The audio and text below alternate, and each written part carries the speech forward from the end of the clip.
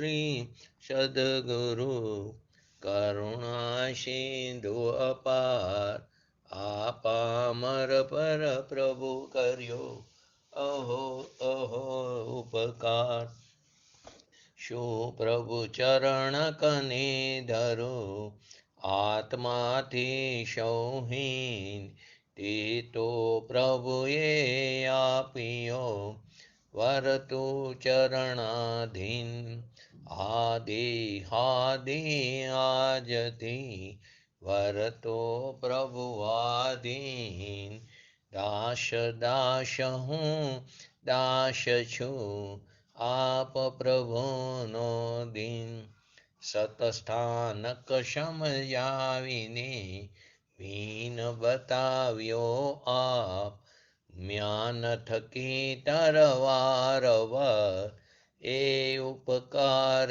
અમાપ જે સ્વરૂપ સમજાવિના પામ્યો દુઃખ અનંત સમજાવ્યો તે પદ નમો શ્રી સદગુરુ ભગવંત પરમ પુરુષ પ્રભુ સદગુરુ પરમ જ્ઞાન સુખધામ જેણે આપ્યું ભાનની તેને સદા પ્રણામ દેહ છતાં જેની દશા વરતે દેહાતીત આજ્ઞાનીના ચરણમાં ઓ વંદન અગણિત શ્રી કાહન ગુરુના ચરણમાં હો વંદન અગણિત શ્રી ભગવતી માતના ચરણમાં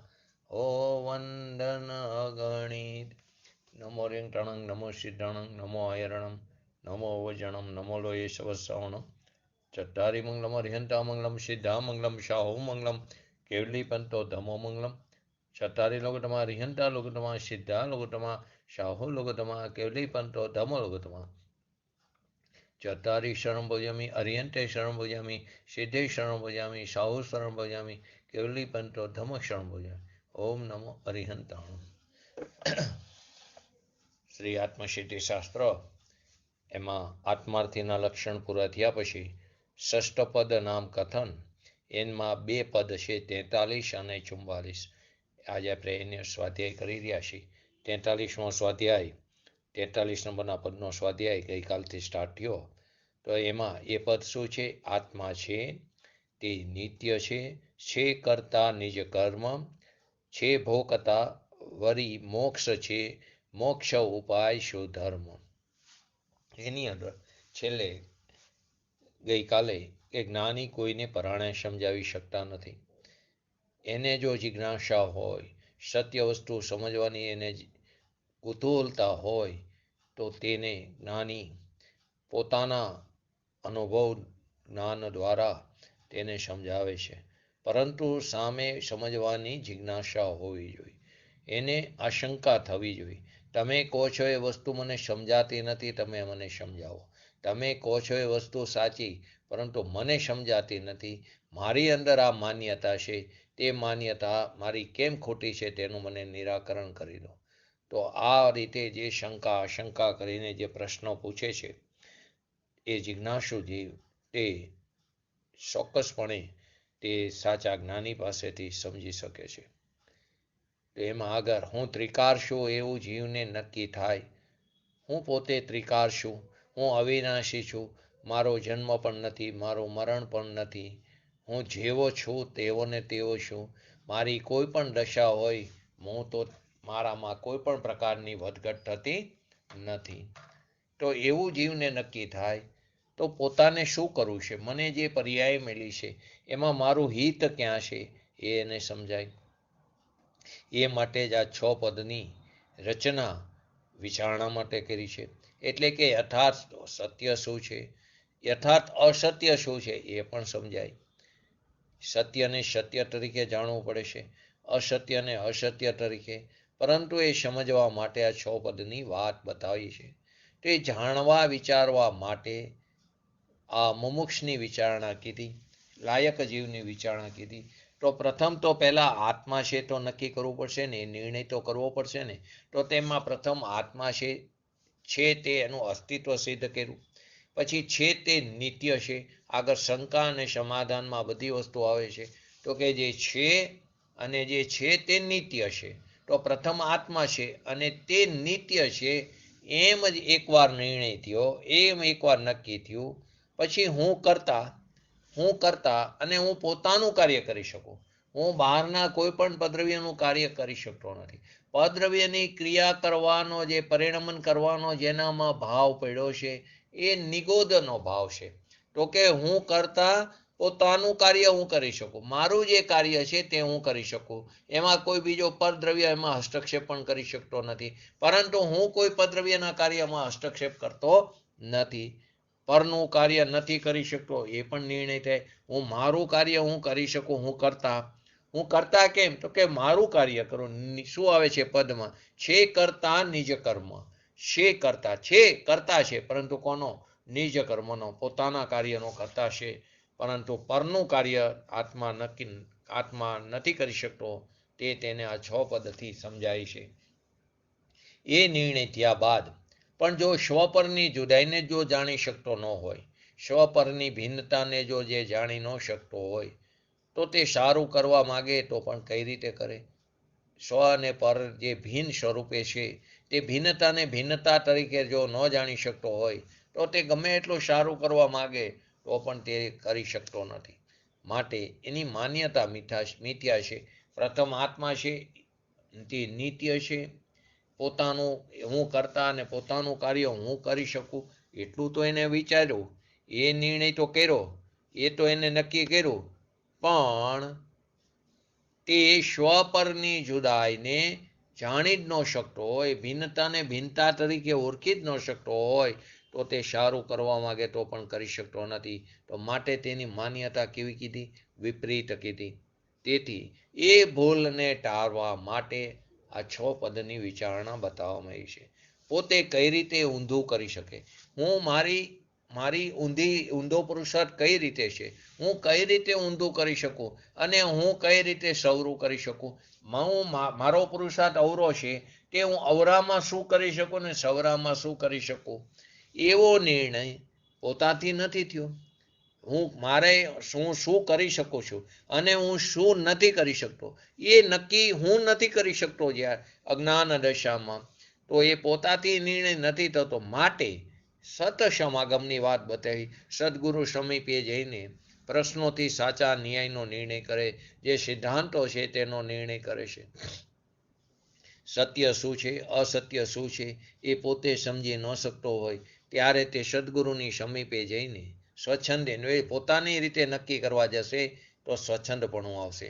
માટે સદગુરુ સમીપે જઈને એ પોતાની અંદર જે પ્રશ્નો ઉદ્ભવે છે એની માન્યતા જે કહી છે તેનું નિરાકરણ તે સદગુરુ પાસે જઈને તે પ્રશ્નો દ્વારા સાચા ન્યાયનો નિર્ણય કરે છે.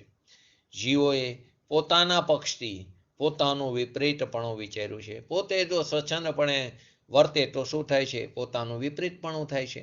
કારણ કે મારી જાત શું અને હું શું કરી શકું? મારી જાત શું છે? હું ચૈતન્ય સ્વરૂપ છું. એ જાતનું એને ભાન નથી. તો કે મારી જાત શું અને હું શું કરી શકું? મારી લિમિટેશન કેટલી? હું છું અનંત શક્તિઓથી ભરેલો, પણ મારું સામર્થ્ય કેટલું છે અને હું શું ન કરી શકું?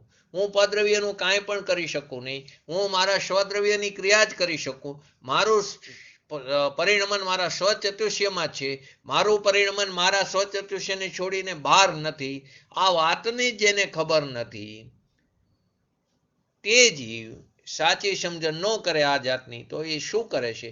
તો કે અનાદિકાળથી રખડતો રહેશે. તેનું ફળ સ્વરૂપ એને શું સંસાર છે? એનો સંસાર સફળ થાય છે. શું કીધું? કે મારી જાત શું? હું ચૈતન્ય સ્વરૂપ છું. મારી જાત શું? તો કે હું જ્ઞાતા દ્રષ્ટા છું. હું શું કરી શકું અને હું શું ન કરી શકું એની જો મને ભાન ન હોય, એની જો મને સાચી સમજણ ન હોય, તો તે જીવ શું કરે છે? તો બસ રખડવાનું કરે છે. પંચગતિમાં એટલે 4 ગતિમાં તે પરિભ્રમણ કરે છે. પંચમ ગતિને તે પ્રાપ્ત કરતો નથી. તો અજ્ઞાન અજ્ઞાની થઈને અજ્ઞાનથી જે કાર્ય માન્યું છે, અજ્ઞાનથી આપણે જે કાર્ય માન્યું છે કે આ કાર્ય મારું અને હું તેનો કરતા અને હું તેનો ભોગતા, તો તે સંસારનું કારણ થાય છે. સંસારનું કારણ શું છે? અજ્ઞાન દશામાં હું પરનું કાર્ય કરી શકું છું અને હું તેનું કાર્ય કરી શકું તો હું તેનો ભોગતા પણ છું. તો કે તે સંસારનું કારણ છે, એ ભવ ભ્રમણનું કારણ છે. તેની અંદર ભવનો ભાવ છુપાયેલો છે, ભવનો ભાવ છુપાયેલો છે. ત્યાં ભવ ખેદ એને થતો નથી. જેને સાચું જાણવું છે, જેને સાચું જાણવું છે, જેને પોતાનું હિત કરવું છે, એટલે કે જે સાચું સુખની પ્રાપ્તિ જેને કરવી છે, એટલે કે જે સુખનું કાર્ય કરવા માગે છે પણ તેને થતું નથી. દરેક જીવને સાચું સુખની જ પ્રાપ્તિ કરવી છે, પરંતુ તે થતું નથી. એને પ્રાપ્તિ નથી થતી, શાંતિ નથી મળતી, એને આકુરતા ને વ્યાકુરતા થાય છે, નિરાકુરતાની પ્રાપ્તિ નથી થતી. એને સત્ય વસ્તુ શું છે તે જાણવું છે, એને પોતાનું હિત પણ કરવું છે, પણ થતું નથી. તો તેને હજી સાચું સમજાયું નથી. આપણને હજી નથી થયું, એનો અર્થ શું થયો? કે ક્યાંય ને ક્યાંય આપણે ભૂલ છે. આપણને સત્ય વસ્તુ સમજાણી નથી. સમજાણી એટલે બોલવામાં, શબ્દ ભાષણમાં ને ભાવ ભાષણમાં નથી થઈ. અત્યારે આપણને સિદ્ધાંતો પણ ખબર છે, પરંતુ જ્યાં સુધી એ અમલમાં ન આવે ત્યાં સુધી, અથવા તો આપણું પરિણમન ન થાય ત્યાં સુધી ખરેખર આપણને સાચું સમજાણું નથી. માટે એને સત્યને સમજવું એટલે કે અમલ કરવો. જે કંઈ વસ્તુ સાંભળવા મેલી છે, સત્ય વસ્તુ, તેને સાંભળીને એનો તત્વનો નિર્ણય કરી, ચિંતન કરી, મનન મંથન કરીને એનો અમલ કરવો, તે પહેલામાં પહેલું કર્તવ્ય છે. તો કે કરતાપણાનો વિચાર કર્યા પછી હવે જે પાંચમું પદ શું છે? આગળ મોક્ષ છે, પરંતુ ચોથા પદની અંદર ભોગતાપણાની વાત આવી. તો કે કરતાપણાનો વિચાર કર્યા પછી ભોગતાપણાનો વિચાર કરવાનો કહે છે. પહેલું પદ આત્મા છે, બીજું તે નિત્ય છે, ત્રીજું કરતા છે, ચોથું ભોગતા છે, પાંચમું મોક્ષ છે અને છઠ્ઠું મોક્ષનો ઉપાય છે. તો કે કરતાપણાનો વિચાર કર્યા પછી ભોગતાપણાની વાત આવે. તો કે છે ભોગતા, આત્મા ભોગતા છે, પણ કોનો? પોતાના નિજ કાર્યનો ભોગતા છે ભોગતા. સારું કરવા માગે પણ સારું ભોગવી શકતો ન હોય, પોતાનું હિત કરવા માંગતો હોય પણ તે પોતાનું હિત તે કરી શકતો ન હોય, તો આનંદ અને ભોગવી શકતો ન હોય, તો તેનું કર્યું તે બધું મફતમાં જાય છે. તો એનો અર્થ શું? કે એને શું કર્યું છે? તે ઊંધા રસ્તા ઉપર છે. તેનું કર્યું તે મફતમાં જાય છે. માટે કર્યા કરતા પછી ભોગતાપણાની વાત આવી. પોતાને જો આશંકા થાય, પોતાને કોઈ પણ વસ્તુની આશંકા થાય, તો સાચું સમજવા માટે આ વિચારણાના 6 પદ બતાવ્યા છે. અને સમજાય કે ખરેખર કર્તાનું ઈષ્ટ શું, એટલે કે કર્તાનું ઈષ્ટ જે કાર્ય એટલે શું? કે જે કાર્યનો તે કરતા થાય તેનો તે ભોગતા થઈ શકે. કેમ કે જ્યાં કરતા ત્યાં જ કાર્ય, કે જ્યાં તેનો જે કાર્યનો તે કરતા થાય તેનો તે ભોગતા થઈ શકે. એટલે કે સજાતિપણે કારણ હોય ત્યાં સ્વજાતિ કાર્યનું ભોગતાપણું હોય, કે જે જાતિનું કારણ તે જ જાતિનો તે ભોગતાપણું હોય. એટલે કે સ્વજાતિપણે કારણ હોય ત્યાં સ્વજાતિનું ભોગતાપણું હોય.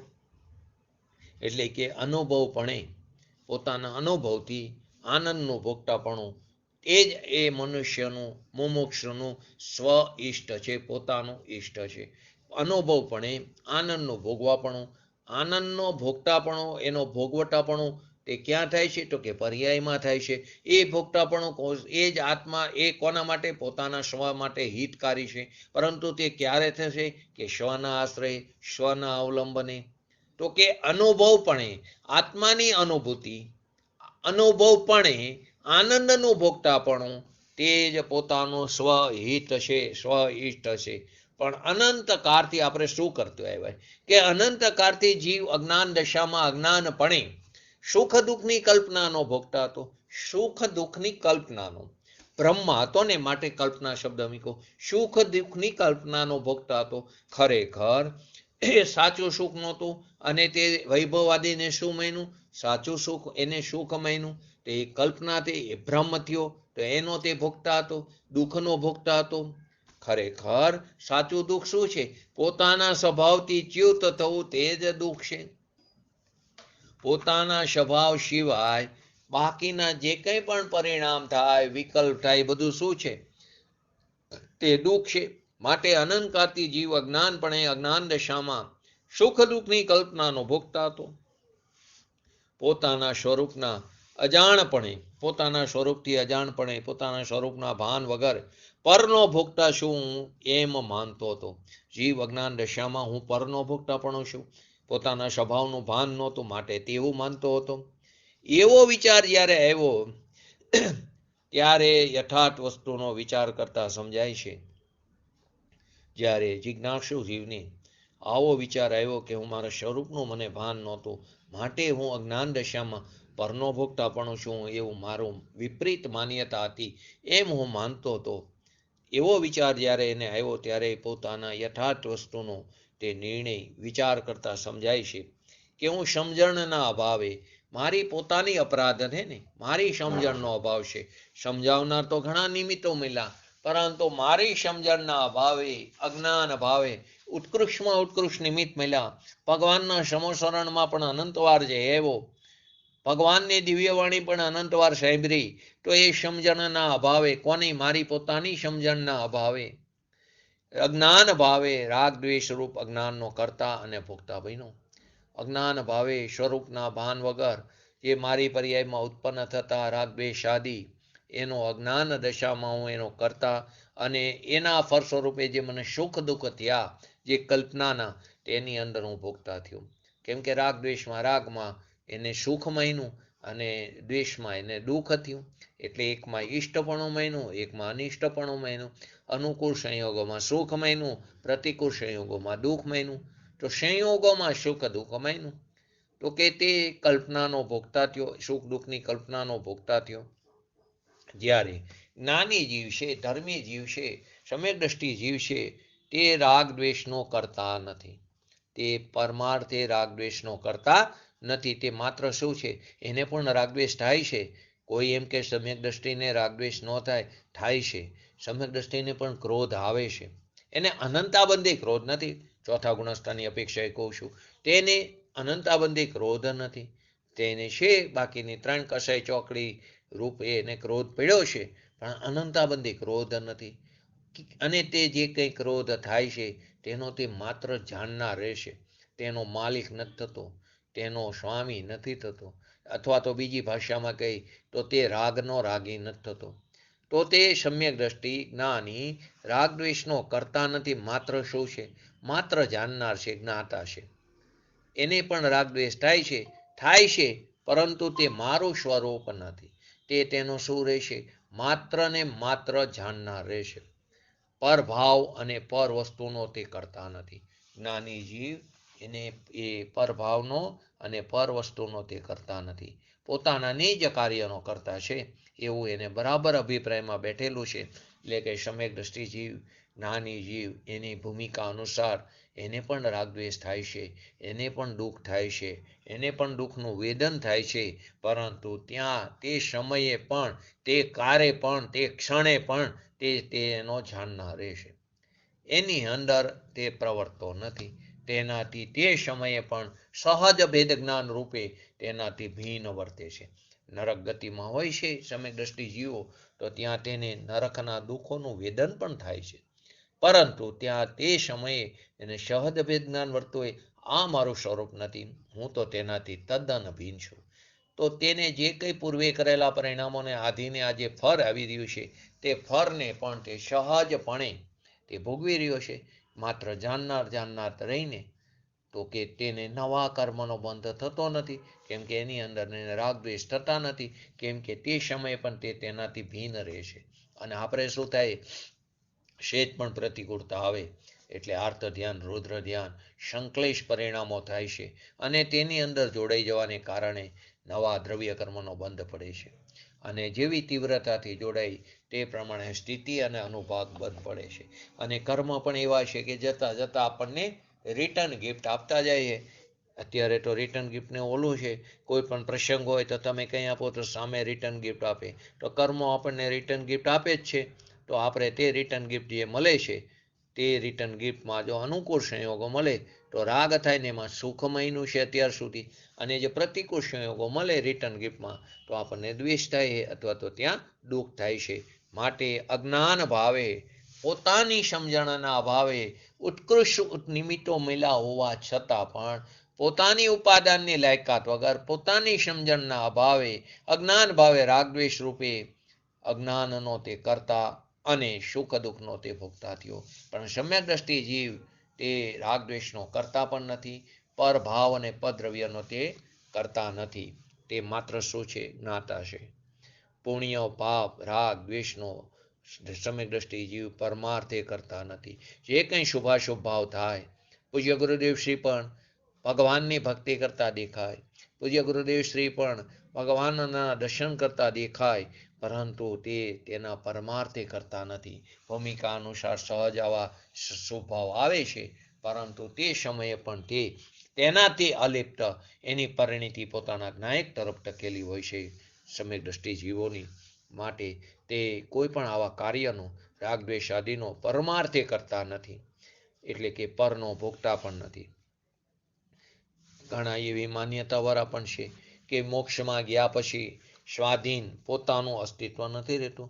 મુક્ત દશાની પ્રાપ્તિ થઈ પછી પોતાનું અસ્તિત્વ નથી રહેતું, ત્યાં તો બધું એક થઈ જાય છે. એટલે કે ત્યાં પરથી જુદાપણું નથી, બધા આત્મા એક થઈ જાય છે. એવો પણ મત છે કે મોક્ષ થાય બરાબર છે, મોક્ષમાં ગયા પછી સ્વાધીન એટલે કે પોતાનું અસ્તિત્વ મટી જાય છે, બધું પરથી કોઈ જુદાપણું નથી રહેતું, બધા આત્મા કેવા થઈ જાય છે? એક થઈ જાય છે. તો કે ખરેખર એવી રીતે નથી. આવી અનેક ખોટી માન્યતાનું નિરાકરણ આ 6 પદની અંદર આવી જાય છે. 5મું પદ આત્માની પૂર્ણ પવિત્ર દશા, ભોગતા પદ 4થું પદ પૂરું થયું. 5મું પદ મોક્ષ છે. આત્માની પૂર્ણ દશા, પૂર્ણ પવિત્ર દશા, તો કે મોક્ષ છે. મોક્ષ છે તો મોક્ષનો ઉપાય પણ છે, મોક્ષ છે તો મોક્ષ માર્ગ પણ છે. જો મોક્ષ ન હોય તો મોક્ષ માર્ગનો અભાવ થાય, મોક્ષ માર્ગનો અભાવ થાય તો સંસારનો પણ અભાવ થાય, ને સંસારનો અભાવ થાય લોકનો અભાવ થાય, 6 દ્રવ્યમાંથી એક દ્રવ્યનો અભાવ થાય, વિશ્વનો અભાવ થાય. તેમ તો નથી. તો કે આત્માની પૂર્ણ પવિત્ર દશા તે મોક્ષ છે. જીવ પરાધીનતાથી અને આવરણથી પૂર્ણપણે મુક્ત થઈ શકે છે. જીવ પરાધીનતાથી, પરાધીનતા એટલે પરતંત્રની, પરને આધીન સ્વ થયો છે, પોતે સ્વ પોતે પરને આધીન થયો છે. તો કે જીવ પરાધીનતા અને આવરણથી પૂર્ણપણે મુક્ત થઈ શકે છે કે કેમ? એના જવાબની અંદર આ 5મા પદમાં કીધું, જો સર્વથા મુક્તપણું ન હોય, જો પૂર્ણ દશા ન થતી હોય તો પુરુષાર્થ કરીને કોઈ મુક્ત થઈ શકે જ નહીં. જો સર્વથા મુક્તપણું ન હોય એટલે કે આ મોક્ષ ન હોય તો પુરુષાર્થ કરીને કોઈ મુક્ત જ ન થઈ શકે, અને પુરુષાર્થનો છેદ થઈ જાય, પુરુષાર્થ કરવાનું જ નિષ્ફળ થઈ જાય. પુરુષાર્થ કરીને જીવ મુક્ત દશા પ્રાપ્ત કરે છે. હવે મોક્ષ જ ન હોય તો પુરુષાર્થ કરવાનું ન રહે. માટે કેટલાક એવા માને છે કે આત્મા આવરણથી છૂટી શકતો નથી, આત્મા આવરણથી છૂટી શકતો નથી. તો કે એના જવાબની અંદર કે છે 5મા પદમાં છે આવરણથી છૂટી શકે છે, મુક્ત દશા છે, મોક્ષ છે. તો કે એને આ યુક્તિથી શિષ્યના પ્રશ્નો જે આવે છે તેને યુક્તિથી જ્ઞાની ભગવાન તેને સમજાવે છે. જગતની અંદર ઘણા અલગ અલગ મતવાળા છે કે મોક્ષ તો છે, પરંતુ તે અલગ અલગ રીતે મોક્ષને માને છે. અન્ય મતમાં મોક્ષ છે, પાછો મોક્ષમાંથી જીવ પાછો સંસારમાં આવે, એવો પણ એક મત છે. તો કે આવા ઘણા બધા મત છે, તો અમારે કયો મત સાચો માનવો? અમારે મોક્ષની તો પ્રાપ્તિ કરવી છે. ઘણા મતમાં એમ કહે છે કે મોક્ષ તો છે, પરંતુ તેમની અલગ અલગ માન્યતા છે, તો અમારે કયો મત સાચો માનવો? તો કે થોડા જ પ્રશ્નોમાં, થોડી જ આશંકામાં ઘણું સમજી લેવાની પાત્રતાવાળો જે જિજ્ઞાસુ જીવ છે એને ગુરુ પણ સ્પષ્ટ ન્યાયથી, સ્પષ્ટ સિદ્ધાંતોથી આત્માનું યથાર્થ સ્વરૂપ અનેક પ્રકારે આગળના પ્રશ્નો અને એના સમાધાન દ્વારા સમજાવે છે. કેમ? તો કે શિષ્ય સ્વસન્મુખ થયો છે, પોતા સતની સન્મુખ થયો હોય, એને સત્ય વસ્તુ સ્વરૂપ સમજવાની જિજ્ઞાસા થઈ છે. પણ ઊંધું માનનાર કહે છે કે તમે આમ કહો છો, પરંતુ એવા પ્રકારના પણ જીવ છે ઊંધી માન્યતાવાળો, તેમ કે તમે આમ કહો છો, આ ભાઈ આમ કહે છે, આ મતવાળા આમ કહે છે. અમને કંઈ સમજાતું નથી. ખરેખર પોતાને સાચું સમજવાની શક્તિ નથી, પોતાની સમજણનો અભાવ છે, પોતાને સાચું સમજવાની રુચિ નથી. માટે તે એમ કે બધા ધર્મો કેવા છે? સરખા છે. તો એને વૈનિક મિથ્યાત્વનો દોષ પડે છે. બધા ધર્મોમાં સરખાપણું, સમદર્શીપણું માનવું, એનું નામ તો વૈનિક મિથ્યાત્વ કીધું. તો કે પોતાને સાચું સમજવાની શક્તિ નથી, પોતાને સમજાતું નથી, કેમ કે રુચિનો અભાવ છે. માટે તે વચ્ચે બીજું નાખે છે કે ભાઈ તમે આમ કહો છો, ઓલા આમ કહે છે, અમને તો આમાં કઈ વસ્તુ સાચી? તો પણ ખરેખર પોતાને સમજવું નથી, પોતાને પુરુષાર્થ કરવો નથી, ખરેખર પોતાને જિજ્ઞાસુ નથી થવું, ખરેખર એને સાચા તત્વની પ્રાપ્તિ કરવાની રુચિ નથી. માટે તેને આ બધી વસ્તુઓ આવે છે. એવા જીવોએ કદાચ એક પાસે હા પાડી, કોઈ એક મતવાળા પાસે હા પાડી કે ભાઈ ના બરાબર, તમારો રસ્તો બરાબર છે, તો બીજા પાસે જઈને પણ તે હા જ કહેશે.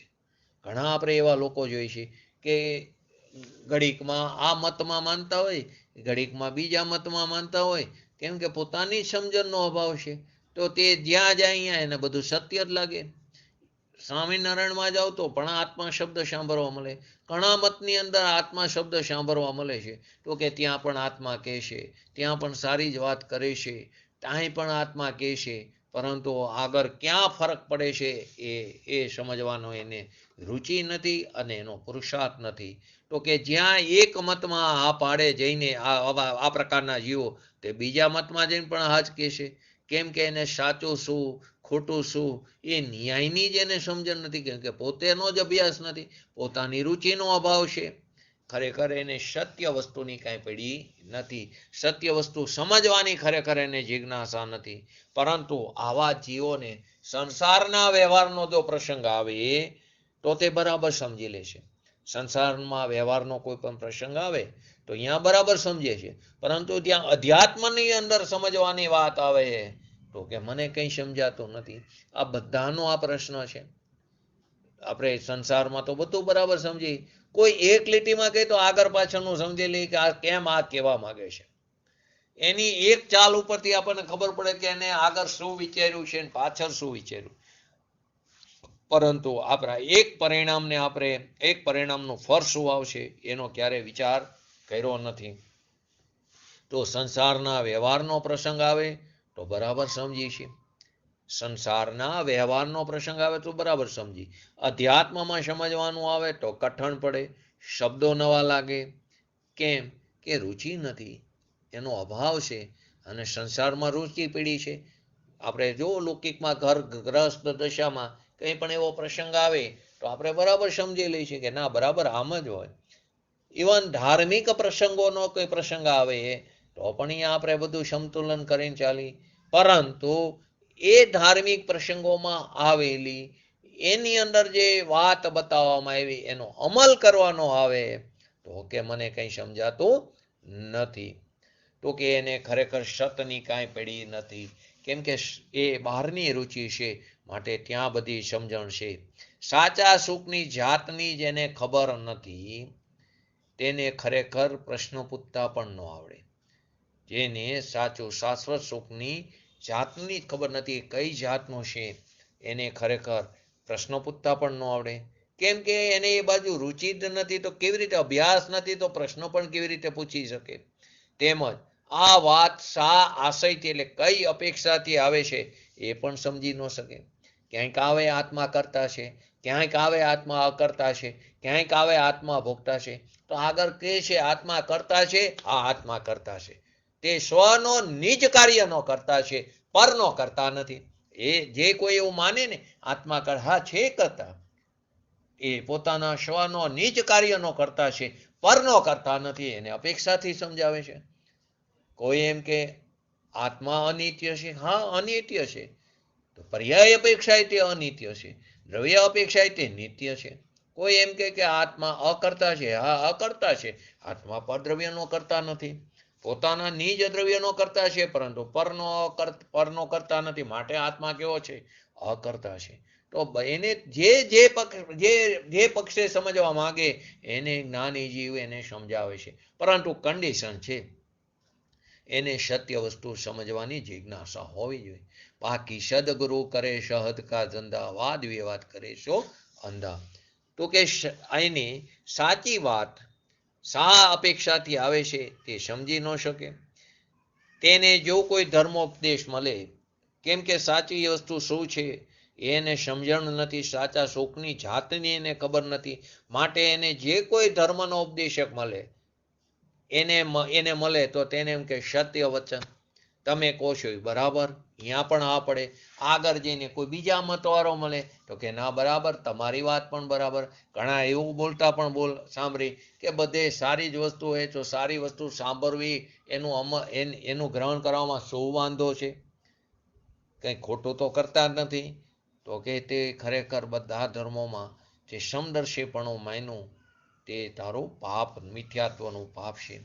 અને એવા પણ જવાબ આપે કોઈ ધર્મનો ઉપદેશક મળે અથવા તો અન્ય મતમાં જેને ત્યાગી માન્યા છે, મુનિ માન્યા છે, એમનો જે કંઈ ઉપદેશ આવે તો એને કે નહીં એમની વાત તો બરાબર, સત્ય વચન તમારું ગુરુ.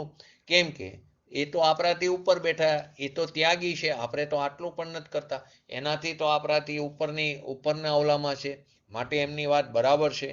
માટે કેમ આપણાથી તે અધિક જ ઓલામાં છે, તેથી આપણે તેનું કહેવું માનવું, એ જે કંઈ બરાબર સત્ય વચન. તો પૂજ્ય ગુરુદેવશ્રી વારંવાર કહે છે, માંડ 1 કલાક માટે તો સાંભળવા ગયો છું ત્યાં તને કુદેવ ગુરુ લૂંટી લેશે. જય નારાયણ. તો કે સત્ય વચન બે વસ્તુ એક જ થઈ કે તમે કહો છો એ બધું બરાબર. ઝીણી વસ્તુમાં આપણને કંઈ સમજાતું નથી, કે અહીં તત્વની વાત આવે પણ અહીં ઝીણી વસ્તુ છે, આપણને કંઈ સમજાય નહીં. ક્યાંય પુણ્યની, પાપની, શુભાશુભ ભાવની વાત આવતી હોય એ બરાબર છે. તમે શુભ ભાવની વાત કરો, તમે વ્રત કરવાનું કહો, તમે તપ કરવાનું, ઉપવાસ કરવાનું કહો, ભક્તિ કરવાનું કહો, એ બધું બરાબર છે. તમે પૂજા કરવાનું કહો, શ્લોક બોલવાનું કહો, પૂજામાં એક થાળીમાંથી બીજી થાળીમાં નિક્ષેપ કરવાનું કહો, દ્રવ્ય નિક્ષેપ, એ બધું બરાબર છે. ઘણી વાર તો સામે જે પૂજા કરાવતો હોય એ શ્લોક પણ બોલતા હોય અને જ્યારે આવે અર્ઘમ નિર્વપામીથી સ્વા તો હાથ ઓટોમેટિક ત્યાંથી ત્યાં જાય, પરંતુ શું આગળ આવ્યું એ ખબર નથી. કેમ એ વખતે વિકલ્પોના જે ઘોડા દોડતા હોય ને એની અંદર આપણે એક્ટિવ થઈ ગયા હોય છે, એની અંદર ઓતપ્રોત થઈ ગયા હોય છે. બરાબર જે સમયે જલ લેવાનું હોય, જે સમયે ચંદન લેવાનું હોય, અક્ષત લેવાના હોય, પુષ્પ લેવાનું હોય, તો એ સમયે તે જ વસ્તુ ત્યાં લેવાનો હોય, ગંધોદક લેવાનો હોય તો એ સમયે તે ત્યાં જ એ જ વસ્તુ લેવાતી હોય છે, પરંતુ એને કોઈ જ વસ્તુનું ભાન નથી. કેમ કે તે શુભ ભાવમાં એને એ શુભ ભાવ માન્યો અને એ શુભ ભાવને ધર્મ માન્યો છે. શુભ ભાવ માન્યો ત્યાં સુધી બરાબર, પણ એને ધર્મ માન્યો અથવા અહીંયાથી સંતોષ માનીને બેસી જાય છે કે ઓલી આપણે આ ઘરે ઉતરતું નથી, માટે અત્યારે આપણે શુભ ભાવ કરો, મારું જ્યારે કલ્યાણ થવાનું હશે ત્યારે તે વાત સમજાશે. એમ કરીને તે પુણ્ય ભક્તિની વાત આવતી હોય ત્યાં ઠીક, એમ પોતાને જ્યાં રૂચે ત્યાં લક્ષ કરે. એને કેમ કે એને પુણ્ય જ ગમે છે ને પુણ્યમાં ધર્મ માન્યો છે, માટે એને જ્યાં રૂચે છે ત્યાં લક્ષ કરે. આપણે પણ જ્યાં રુચિ હોય અહીંયા લક્ષ કરી, બહારમાં રુચિ હોય બહારમાં લક્ષ કરી છે આપણે અનાદિકાળથી. કોઈને રસોઈમાં રુચિ હોય તો રસોઈ કરે, કોઈને ધંધામાં રુચિ હોય તો ધંધો કરે, કોઈને રાજકારણમાં રુચિ હોય તો તે કરે, કોઈને રમત ગમતમાં રુચિ હોય તે કરે. પરંતુ જ્યાં સુધી સ્વાધ્યાય કર્યો અને પોતાનામાં પરિણામોમાં ફેરફાર ન થાય તો સમજવું કે તેને પાના બદલાશે, તેને ખરેખર સ્વાધ્યાય કર્યો નથી. તો કે પુણ્ય ભક્તિની વાત આવે એને ગમે, કેમ કે એને એમાં જ રુચિ છે, તો માટે એને જે વાતમાં રૂચે છે ત્યાં લક્ષ કરે, પરંતુ પોતાનું સાચું શું હિત છે તે જાણવા તે ન માગે. કેટલી કરુણતા છે કે જ્યાં પોતાના ભાવ વધે છે એવી વાતમાં એને રુચિ છે, પરંતુ એ સમજવા માંગતો નથી. પોતાનું ક્યાં અહિત થઈ રહ્યું છે અને પોતાનું ક્યાં હિત છે તે જાણવા માંગતો નથી. અને બાર લૌકિકમાં જાઓ, આપણે કોઈ જગ્યાએ, હવે તો એ બધું ઓછું થઈ ગયું, છતાંય પણ કંઈક પૈસા મૂકવા હોય, કોઈને ધિરાણ કરવું હોય, વ્યાજે પૈસા દેવા હોય, તો આપણે એને કેટલી આગળ પાછળ એની તપાસ કરી છે, એના ખાનદાનની તપાસ કરી, એ પાછો આપી શકશે કે નહીં, તે ટાઈમે વ્યાજ આપશે કે નહીં, એ ધંધો કરતો હોય ધંધાના સ્તર ઉપર જઈ આવી, એની આ કોણ બેઠક ઉઠક છે એ પણ જોઈ લઈ, અથવા તો એ કાલ સવારે ન દે તો એ કઈ રીતે પૈસા આપણા પાછા આવે ત્યાં સુધીના બધા વિચાર કરી લઈશું, પરીક્ષા કરીશી કે આ ઠેકાણે આપણે જો પૈસા મૂકા હોય વ્યાજે તો આપણા જે પૈસા મૂકા છે એની સલામતી છે, પરંતુ આ ભાવમાં ક્યાં હિત સમાયેલું છે, આ ભાવ મારે નવો ન કરવો હોય તો મારું હિત શું છે એ સમજવાનો પ્રયત્ન નથી. ઓલામાં પૈસાની સલામતી માટે કેટલા આગળ પાછળના બધા જોઈ લઈએ છીએ કન્ડિશનો, પરંતુ અહીંયા આપણે એ અંગે કોઈ વિચારતા નથી. મારું હિત શું છે, મારું અહિત શું છે, મેં મારા આખા દિવસમાં મારા આત્મા માટે મેં કેવા પરિણામો કર્યા, મારા સ્વરૂપ માટેના મેં કેવા વિચારો કર્યા, એનો ક્યારેય વિચાર નથી કરતા, એની ડાયરી નથી બનાવતા, એની રોજ નિશી નથી લખતા.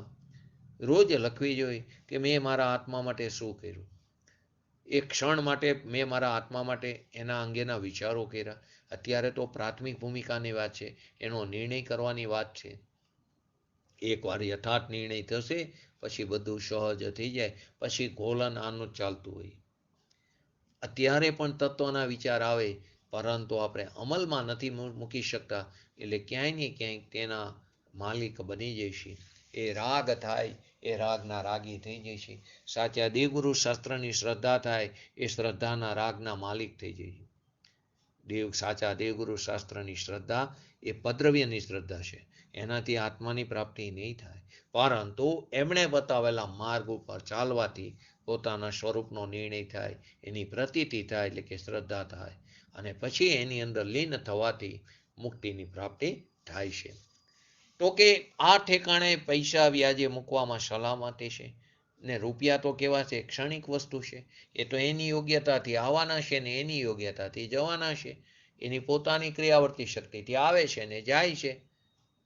પણ અનંતકાળમાં આ વસ્તુ આપણે નથી સમજતા એવું નથી, આપણને પણ ખ્યાલ છે, બધાને ખબર છે કે પૈસો આવ્યો તો કે પૂર્વે કરે, એટલે કે બીજું કંઈ ખબર ન પડે કે શી ખબર, પુણ્યનો ઉદય છે એને આવે ને જાય તો કે પાપનો ઉદય છે, એટલે નિમિત્ત ઉપર દે છે, પરંતુ એની પાછળ એ ખબર છે કે પુરુષાર્થથી નથી આવતા. પુરુષાર્થ કરી અને એને પૂર્વે કરેલા પરિણામોને આધીન પુણ્ય કર્મનો ઉદય હોય અને પૈસાને આવવાની યોગ્યતા હોય એની પોતાની ક્રિયાવર્તી શક્તિને કારણે ત્યારે પૈસો આવે છે, ને છતાં આપણે પૈસાને અડી શકતા નથી, સ્પર્શ કરી શકતા નથી. તે સંબંધીની ખાલી મમતા થાય છે. એ સંબંધીની મમતાને આપણે ગ્રહણ કરીશું અને એ સંબંધીની મમતાનો આપણે ત્યાગ કરીશું. તો અનંત કાળમાંથી નહીં સમજાયેલું અપૂર્વ આ જે તત્વ છે, અનંતકાળમાંથી આ નથી સમજાણું, આવું પૂર્વે કાર્ય નથી થયું માટે તો એને અપૂર્વ કીધું. એવું અપૂર્વ તત્વ સમજવાનો આ ઉત્તમમાં ઉત્તમ મોંઘામાં મોંઘો આ અવસર મેળ્યો છે, આ ટાણું આવ્યું છે. અને આ અવસર આવ્યો ત્યારે આપણે લક્ષ્મી આવી ત્યારે કપારે, લક્ષ્મી આવી ત્યારે મોઢું જોવા ગયો, કપારે ચાંદલો કરવા આવી ત્યારે મોઢું જોવા ગયા આપણે. અથવા તો આપણે નાના હતા ત્યારે એક આપણે કોઈ પણ વાર્તા સાંભળતા હોય કે ભગવાન બુદ્ધિ દેવા આવ્યા તો ચાયણી લઈને ગયા. તો કે જ્યારે આ સમજવાનો અવસર આવ્યો, આ મનુષ્ય પર્યાય અથવા તો સંઘની પંચેન્દ્રિયપણું પ્રાપ્ત થયું, પોતાનો હિત અહિતનો વિવેક કરી શકે એવી લાયકાત છે અત્યારે, ત્યારે આપણે પુરુષાર્થ ઉપાડતા નથી.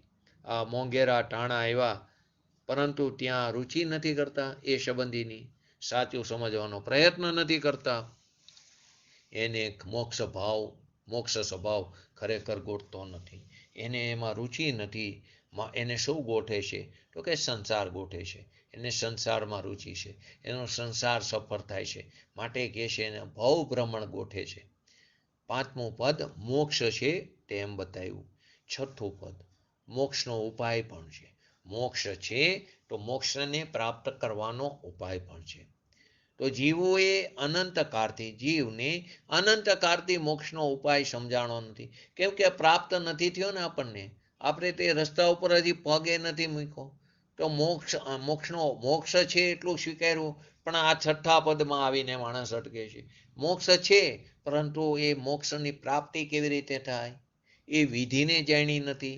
તો જીવોએ અનંત કાળથી મોક્ષનો ઉપાય સમજાણો નથી. દરેક જીવને સાચું સુખની પ્રાપ્તિ કરવી છે, પરંતુ એનો ઉપાય શું છે? તો કે વ્રત, તપ, ભક્તિ આદિ પદ્રવ્યને લક્ષ્ય તે મોક્ષની પ્રાપ્તિ કરવા ગયા. પૂર્ણ શુભાશુભ ભાવથી શુદ્ધની પ્રાપ્તિ કરવા ગયા. વ્યવહાર કરતા કરતા નિશ્ચય થાય એમ કરવા ગયા. તો જીવોએ અનંત કાળથી જીવોને મોક્ષનો ઉપાય સમજાણો નથી.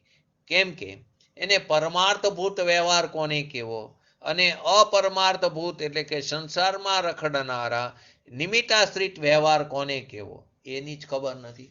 પરમાર્થભૂત વ્યવહાર કોને કીધો? તો કે સમ્યક દર્શન, સમ્યક જ્ઞાન, સમ્યક ચારિત્રણી જે મોક્ષ માર્ગ છે તે શું છે? પરમાર્થભૂત વ્યવહાર છે. પર્યાય છે ને, માટે તેને વ્યવહાર કીધો, પણ તે કેવો છે? પરમાર્થભૂત વ્યવહાર કીધો. અને સંસારમાં રખડાવનાર નિમિત્તાધીન, નિમિત્તને આશ્રિત એ વ્યવહાર તે કેવો છે? સંસારમાં રખડાવનાર છે.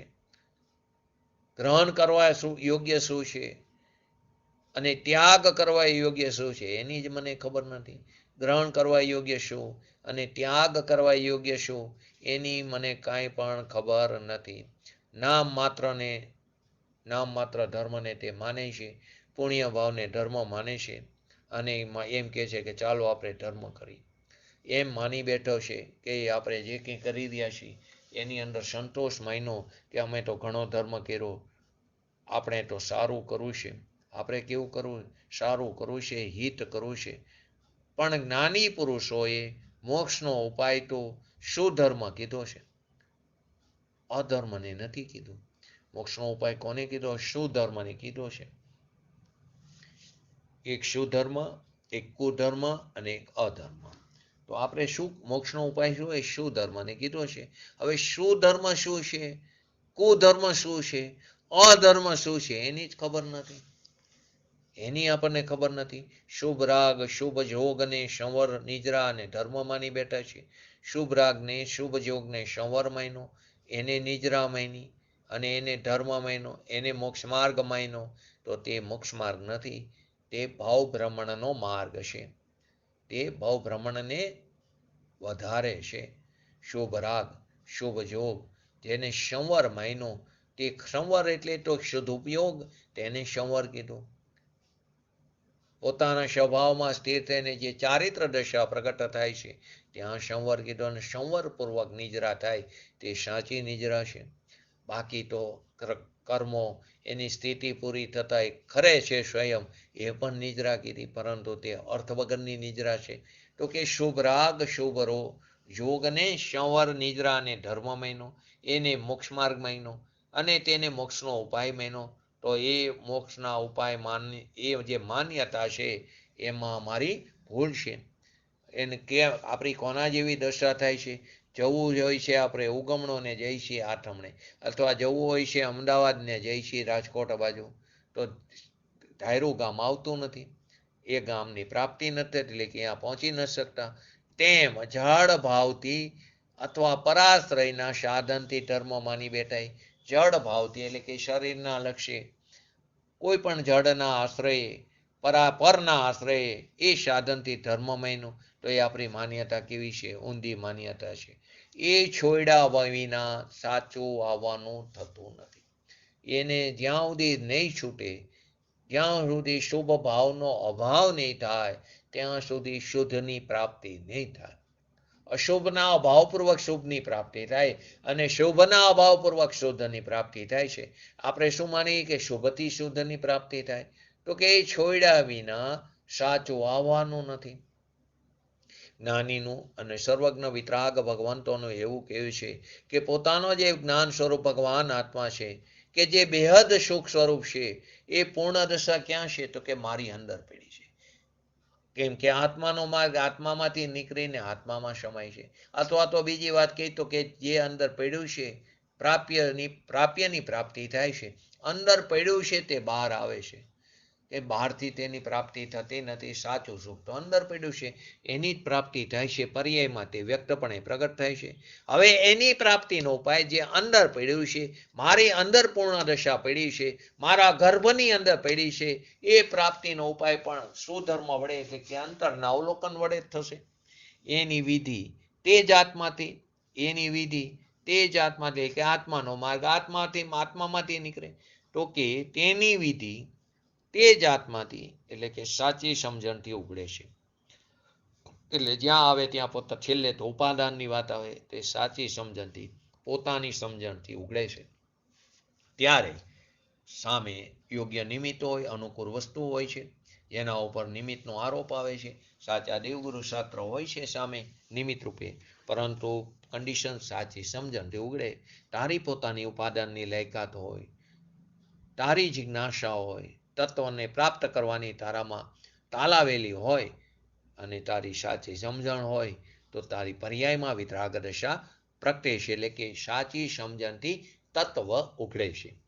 આ 6 પદથી સમ્યક દર્શન રૂપી પરમાર્થ સમજાય છે. કોઈ એમ કહે છે કે આત્મા નથી, કોઈ એમ કે આત્મા નથી, તો તેનો ખુલાસો પહેલા પદમાં કે છે એનો ન્યાય છે, શંકા અને સમાધાનમાં આવશે. કોઈ કહે કે આત્મા નથી, તો તેનો પણ જવાબ છે. કોઈ કે આત્મા કરતા નથી, તો તેનો પણ ન્યાય છે. કોઈ મતવાળા એમ કે આત્મા કરતા નથી અને ભોગતા પણ નથી, તો તેનો ઉત્તર પણ યથાર્થ ન્યાયથી જ્ઞાની ભગવંતો સમજાવે છે. અમે કઈ દ્રષ્ટિથી આત્માને કરતા ભોગતા માનીએ છીએ એને સમજાવે છે. અમે કઈ દ્રષ્ટિથી આત્માને કરતા ભોગતા માનીએ છીએ. પરમ શુદ્ધ નિશ્ચયની અપેક્ષાએ કહો તો આત્મા કેવો છે? અકર્તા છે અને અભોગતા છે. આત્મા કેવો છે? અકર્તા છે અને અભોગતા છે. પરંતુ જ્ઞાની ભગવંતો સમજાવે છે અમે કઈ દ્રષ્ટિથી એને કરતા ભોગતા માનીએ છીએ. અને 5મું પદ મોક્ષની, તો બધા એમ કે મોક્ષ તો અમારા મત મુજબ છે. એમ જગતમાં અનેક પ્રકારની રીતિથી મોક્ષના ઉપાય પણ છે, પણ સાચી યથાર્થ વિધિ શું છે? સાચું સાધ્ય એટલે કે સાચી સાધ્યની સિદ્ધિ કરવી છે ને, સાધ્યને સાધવું છે ને, લક્ષ્યને પ્રાપ્ત કરવું છે ને, એ શું છે સાચું? તેનું કાર્ય અને કારણ જાણ્યા વિના યથાર્થ મોક્ષ માર્ગ અમને છે એમ જે કોઈ માને છે, તો તે તેની ભૂલ છે, તે તેની વિપરીતતા છે. એનું કાર્ય શું છે, એનું કારણ શું છે, એ જાણ્યા વગર, એ વિધિ જાણ્યા વગર કોઈ એમ કે અમને મોક્ષ માર્ગ અમને છે, અમને મોક્ષની પ્રાપ્તિ થશે, તો તારી ભૂલ છે. મોક્ષ તો દરેક લોકો કહેશે, દરેક મતમાં કહેશે, પણ ખરેખર સાચી સમજણની તકલીફ છે. એની અંદર એને અડચણ છે. 5 બોલ સુધીમાં તો બધા માને છે આત્મા છે, આત્મા નિત્ય છે, આત્મા કરતા છે, આત્મા ભોગતા છે અને મોક્ષ છે. ત્યાં સુધી તો ઘણા બધા લોકો માને છે, પણ 6થા બોલમાં તકલીફ પડે છે, ઉપાયમાં. તો શિષ્ય એમ કહે છે કે અમારે શું સમજવું? જગતની અંદર તો ઘણા બધા મતો છે ને પંચમકાર છે, તો મતો તો આવા વધવાના જ છે.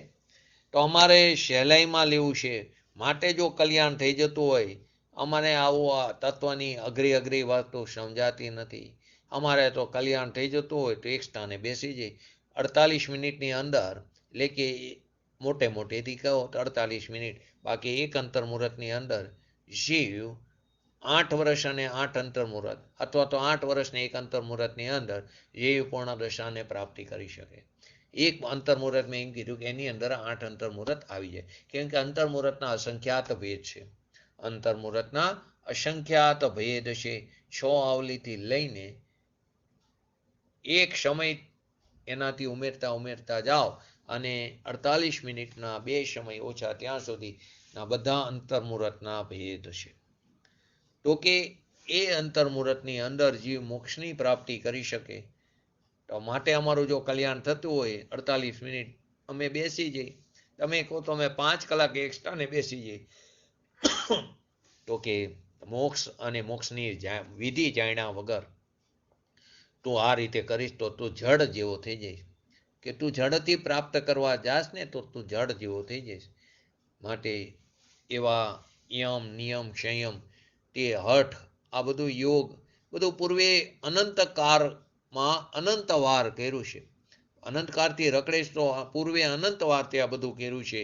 તે યમનું પણ પાલન કર્યું, નિયમનું પણ પાલન કર્યું, તે મુનિ દીક્ષા પણ લીધી, તે અનેક મતવાળા મુનિ પણ બન્યો, તે વ્રત કર્યું, તપ કર્યું, ઉપવાસ કર્યું, બધા પ્રકારની ક્રિયા કરી, તે તારા ઘરબાર પણ છોડ્યા છે, પરંતુ તને હજી સુધી શાશ્વત સુખની પ્રાપ્તિ નથી થઈ. તો એવું કોઈ સાધન બાકી રહી ગયું કે જે તે કર્યું નથી. એને સાચા સત સમાગમ એને સાધન બતાવે છે, એ વિધિને બતાવે છે. તો સર્વજ્ઞ વિતરાગી પુરુષનો તમે કહેવાની અપેક્ષા, એમને કહેવાની વાતને, એમના હૃદયને, એમના મર્મને સમજો. જેમ તત્વ છે તેમ સમજો, જેવું વસ્તુ સ્વરૂપ બતાવ્યું છે તેમ સમજો. રાગ દ્વેષ રહિત વિતરાગ ભાવની પ્રાપ્તિ થાય છે. રાગ દ્વેષ રહિત વિતરાગ ભાવની પ્રાપ્તિ થાય છે.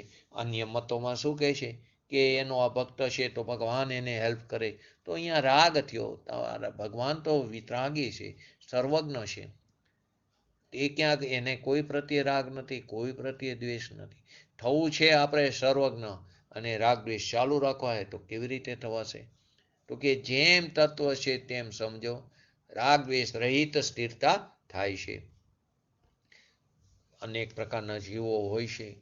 તો પૂજ્ય ગુરુદેવશ્રીને એક ભાઈએ કીધું, જો કોઈ રીતે મોક્ષ થતો હોય તો હું ચર્યા વગર, કાંઈ પણ હલનચલન કર્યા વગર તમે કહો તો હું 8 કલાક બેસી રહું. કેમ કે આપ તો કહેતા હતા કે 48 મિનિટમાં કેવર જ્ઞાન થાય.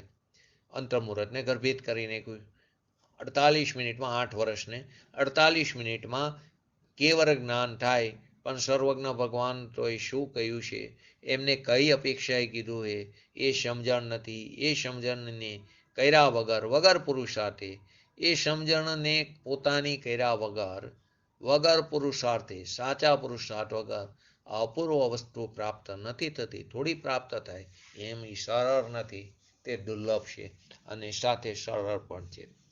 જે વિધિ અભ્યાસ જોઈએ તો સરળ છે, જે વિધિ અભ્યાસ જોઈએ તે વિધિ વડે તે તત્વ સમજાય. જે જાતિની તત્વ છે તે જાતિ વડે તેની પ્રાપ્તિ થાય છે. તે શુદ્ધ બુદ્ધ છે તો શુદ્ધાત્મા છે તો શુદ્ધ ઉપયોગથી તેની પ્રાપ્તિ થાય છે. અતિન્દ્રિય બેહદ સુખનો અંશ પણ પૂર્વે અનંતકાળમાં જાણ્યો નથી. શાશ્વત સુખના એક અંશની ગંધ પણ નથી આવી, એને જાણ્યો નથી. તો વર્તમાનમાં તેનો પ્રેમ લેવા, સત્સમાગમ વડે અભ્યાસ કર્યા વગર સ્વચ્છંદપણે એની જાતની ઓળખાણ કેવી રીતે થશે?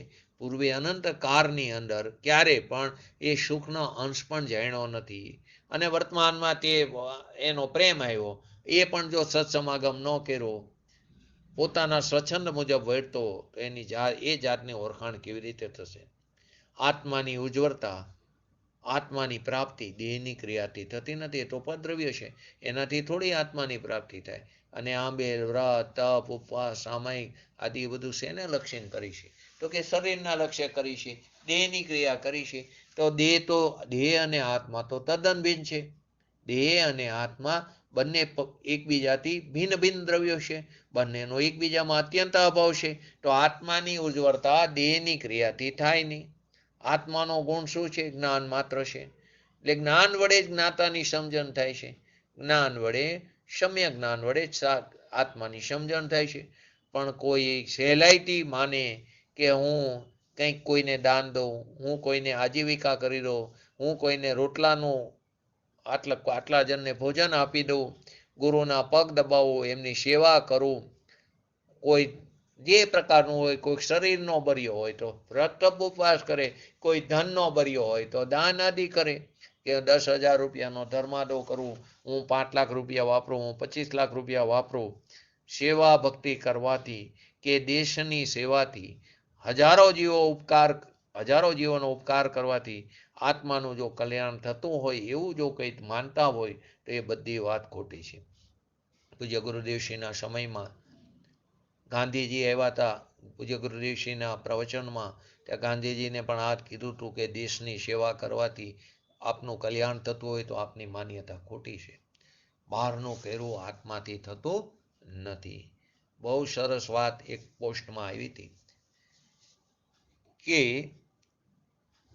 જ્યારે બહારના દાનવીરોનું સન્માન થવા માંડે, અને જે ખરેખર આચરણવાળો હોય એ આચરણવાળાની જ્યાં એની અવગણના થતી હોય, જ્યાં અભ્યાસી જીવની અવગણના થતી હોય અને જ્યાં દાન આદિવાળાની મહિમા હોય, ત્યારે સમજવું કે આ પાંચમો કાર છે, આ પંચમ કાર છે, આ કલયુગ છે.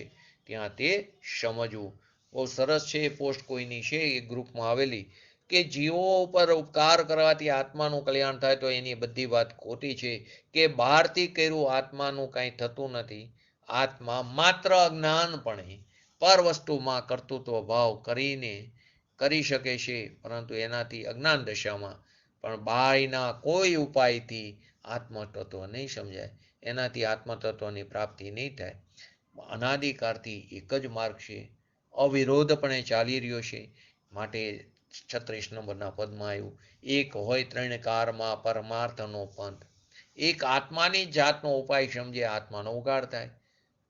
જે જાતનો હોય તેને સમજણ, એની સમજણ કરશું તો તેની પ્રાપ્તિ થશે. તો આત્માની જાતનો ઉપાયને સમજણ કરવાથી આત્માનો ઉગાડ એટલે કે પર્યાયમાં તેની પ્રાપ્તિ થાય. ઘણા એમ કે શાસ્ત્રો વાંચીને મને આત્માની પ્રાપ્તિ થાય, નહીં થાય, પરલક્ષી જ્ઞાન છે. અને જો એમાં પણ સ્વના લક્ષ્ય ન કર્યું તો એ વ્યભિચારિણી કીધું. તો શાસ્ત્રો વાંચીને ઘણી ધારણા કરે, શુભ ક્રિયા કરે, પણ તે આત્મા સંબંધીનું ફળ નથી, એનાથી આત્માની પ્રાપ્તિ નહીં થાય. બીજા ગમે તે ઉપાય કરે તે રખડવાના ઉપાય છે, ભાવ ભ્રમણ વધારવાના ઉપાય છે. અને છેલ્લે પૂરું કરી ઉપાય અને ઉપય, ઉપાય અને ઉપય, સાધન અને સાધ્ય, કારણ અને કાર્ય, કર્તા અને કર્મ બધું એક જ જાતિમાં હોય અથવા નિયમથી અભેદ હોય છે. શું કીધું?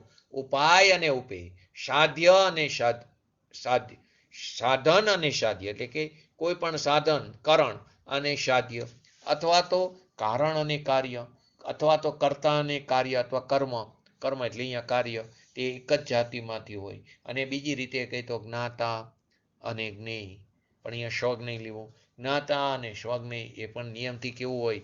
અભેદ હોય છે, એક જ જાતિમાં હોય છે. અને એ યથાર્થ ન્યાય સત્સમાગમ વડે આત્માને, એ ન્યાયને સત્સમાગમ વડે જાણીને, પોતાના સ્વભાવને જાણીને રાગ રહિત આત્માની અંદર ટકી રહેવું, એ જ મોક્ષનો ઉપાય છે. એ મોક્ષનો ઉપાય આપણે પણ સત્વરે ઉપાડીને આપણા સ્વભાવના લક્ષ્યે આપણી પર્યાયમાં શીઘ્ર ને શીઘ્ર વિતરાગતા પ્રાપ્ત કરી એવી પરમ વિરલ ભાવના સાથે આજનું વ્યક્તિત્વ પૂરું કરું. જય જીનેન્દ્ર. બોલો જીનવાણી સ્તુતિ.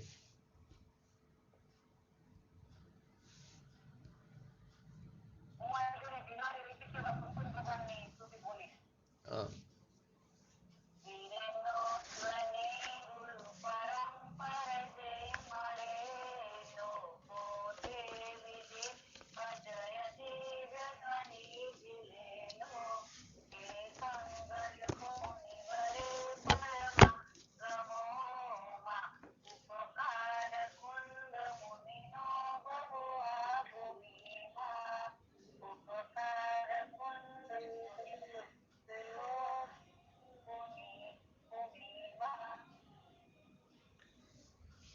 जवाणी के ज्ञान से सूझे लोकालो, वाणी मस्तक चढ़ो सदा देत हो दो. नमो रिंग टणंग, नमो श्री टणंग, नमो अयरणम, नमो वजणम, नमो लोईसव सावणम. चतारी मंगलम हरियंता मंगलम सिद्धा मंगलम शाहो मंगलम केवले पंतो धर्मो मंगलम. चतारी लोकतमा हरियंता लोकतमा सिद्धा लोकतमा शाहो लोकतमा केवले पंतो धर्मो लोकतमा. चतारी शरण भोजामि हरियंते शरण भोजामि सिद्धे शरण भोजामि शाहो शरण भोजामि केवले पंतो धर्म शरण भोजामि. बोलिए श्री पंच परमेष्टि भगवंतोनो जय हो. बोलिए श्री जीनवाणी मातनो जय हो. बोलिए श्री परम जय परम उपकारी सदगुरु देवनो जय हो. बोलिए श्री प्रसमूर्ति भगवती मातनो जय हो. बोलिए श्री सनातन जैन दिगंबर धर्मनो जय हो. जय हो.